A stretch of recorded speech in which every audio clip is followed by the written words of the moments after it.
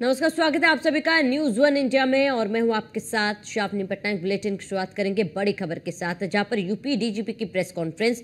थोड़ी देर में डीजीपी करेंगे प्रेस कॉन्फ्रेंस। सिग्नेचर बिल्डिंग में होगी प्रेस कॉन्फ्रेंस। कौशांबी से गिरफ्तार आतंकी के बारे में जानकारी देंगे यूपी डीजीपी। तो ये बड़ी खबर आपको बता रहे हैं। और वहीं इसी बीच चलिए शुरुआत करते हैं आज के मुद्दे पर, जहां हाथरस भगदड़ की न्यायिक जांच आयोग की रिपोर्ट विधानसभा में पेश हो गई है। 2 जुलाई 2024 को हुई भगदड़ में 123 लोगों की जान गई थी। 1669 पन्नों की इस रिपोर्ट में आयोग ने पुलिस की भूमिका पर सवाल उठाए थे, साजिश से भी इनकार नहीं किया। इसके साथ ही अलग से एसआईटी जांच कराए जाने की भी बात कही। आयोग ने अपनी रिपोर्ट में पुलिस की ओर से दी गई एनओसी से लेकर मौके पर की गई व्यवस्था तक में पुलिस को कठोरतम में खड़ा कर दिया। वहीं पुलिस मुखदर्शक बनकर तमाशा देखती रही। भीड़ ने लोगों को कुचल दिया। नारायण साकार हरि उर्फ सूरजपाल सिंह उर्फ भोले बाबा को क्लीन चिट दी गई है या नहीं, इसका स्पष्ट जिक्र नहीं किया गया। भगदड़ की घटना के बाद प्रदेश सरकार ने रिटायर्ड जस्टिस ब्रिजेश कुमार श्रीवास्तव की अध्यक्षता में न्यायिक जांच आयोग बनाया था। इसमें रिटायर्ड आईपीएस भवेश कुमार सिंह और रिटायर्ड आईएएस हेमंत राव सदस्य थे। आयोग ने 30 दिसंबर 2024 को अपनी रिपोर्ट शासन को सौंपी थी, जिससे अब विधानसभा पेश नहीं किया गया है। रिपोर्ट में कहा गया है कि परमिशन देने से पहले किसी भी सक्षम अधिकारी ने सत्संग स्थल का निरीक्षण नहीं किया। पुलिस और प्रशासन के अधिकारियों ने बिना कोई जांच पड़ताल किए अनुमति दे दी।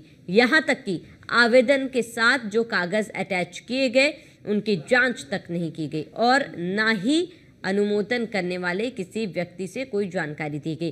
परमिशन के आदेश में आने वाले व्यक्तियों की संख्या का भी जिक्र नहीं है। रिपोर्ट में जिक्र किया गया है कि सरकार को बदनाम करने के लिए भी ये सुनियोजित षड्यंत्र हो सकता है। आयोजन से जुड़ी सारी जानकारी प्रशासन को नहीं दी गई। ऐसे में पूरे मामले की एसआईटी जांच कराई जा सकती है।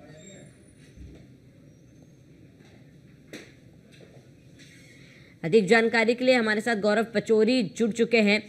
गौरव, क्योंकि देखिए रिपोर्ट सामने आ चुकी है। रिपोर्ट में हालांकि साजिश से इनकार नहीं किया गया है, लेकिन बाबा को क्लीन चिट को लेकर भी पूरा जिक्र नहीं किया गया। वहीं कहीं ना कहीं पूरी जिम्मेदारी जो है वो पुलिस प्रशासन और आयोजकों पर दे दी गई है। क्या कुछ पूरी जानकारी है? रिपोर्ट में किन किन बातों का जिक्र किया गया है? जी भोले बाबा जैसे शाकाहारी का जो हाथरस में भगदड़ कांड हुआ था, उसकी आयोग द्वारा आज रिपोर्ट दे दी गई है, जिसमें प्रशासनिक अधिकारियों को दोषी मानते हुए जो आयोग थे उनको भी दोषी माना गया है।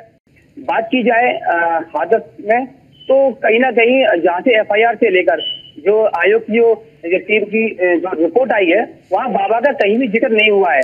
जो भगदड़ में जिनके परिजनों ने लोगों को खोया था, उनका कहीं ना कहीं यह कहना है कि इतनी बड़ी जो व्यवस्था थी प्रशासन की, वो तो आयोग ने अपनी टीम को जो रिपोर्ट दिया वो तो ठीक दी है, लेकिन कहीं ना कहीं बाबा की भी इसमें गलती मान रहे हैं लोग, क्योंकि बाबा अपने गवर्नेंस से जो थे उनके उनको ही लेकर चलते थे। वो किसी भी जो मीडिया को या किसी जैसे किसी प्रकार की चिकित्सा को लेकर वो नहीं चलते थे। तो कहीं ना कहीं बाबा की भी इस गलती को भी इन लोगों द्वारा माना जा रहा है कि बाबा ये मीडिया को या प्रशासनिक अधिकारियों को अथॉरिटी दे देते कि इस भगदड़ में, तो कहीं ना कई लोगों की जान भी बचाई जा सकती थी। इस तरह का कई लोगों का जिन्होंने अपने परिजन को खोया, इस तरह की ये बातें उनके द्वारा कही जा रही है।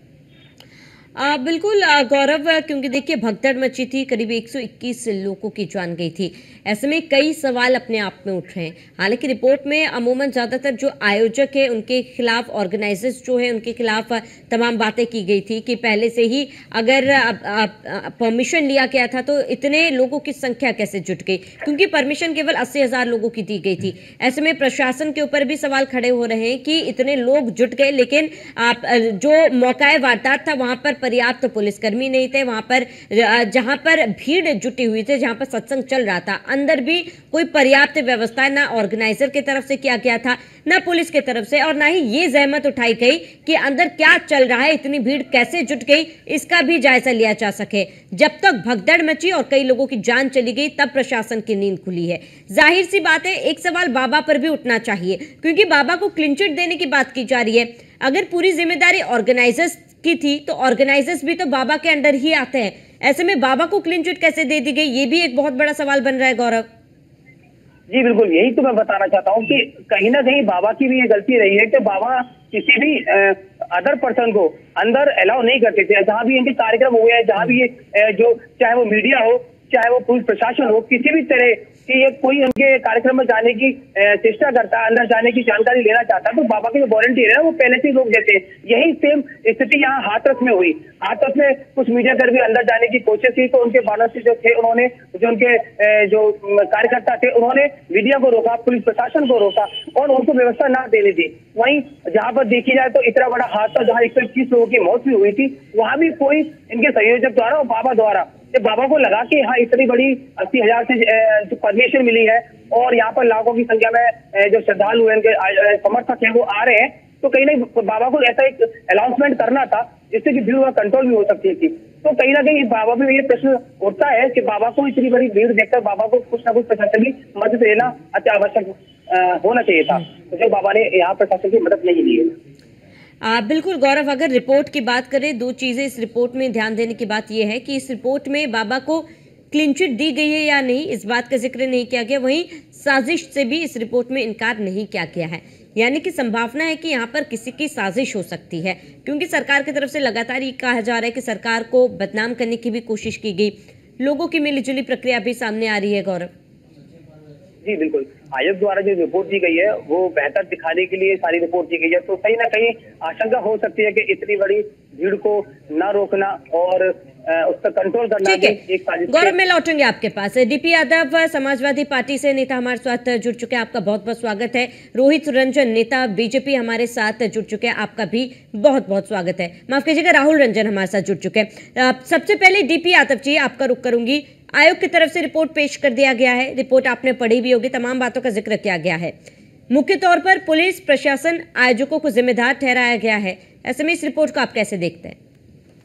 जी श्रावणी जी, देखिए, जब एक भगदड़ हुई थी और दर्दनाक मृत्यु हुई थी श्रद्धालुओं की जो वहां भक्त गए थे, उस समय भी आपके टीवी चैनल पर हम लोगों ने डिबेट किया था और जिस प्रकार से ये हादसा हुआ था ये बहुत ही दुखद और दुर्भाग्यपूर्ण था। ये देश और प्रदेश का दुर्भाग्य है कि इस तरह से ढोंगी बाबाओं के चक्कर में लोग पड़ करके कहीं न कहीं अपना और अपने बाल बच्चों का भविष्य अंधकारमय कर रहे हैं। ठीक है डीपी यादव जी, मैं लौटूंगी आपके पास, आप बने रहे हमारे साथ। और